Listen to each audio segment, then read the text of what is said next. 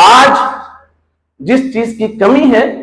کہ ہم اللہ کے رسول صلی اللہ علیہ وسلم کی وہ تعلیمات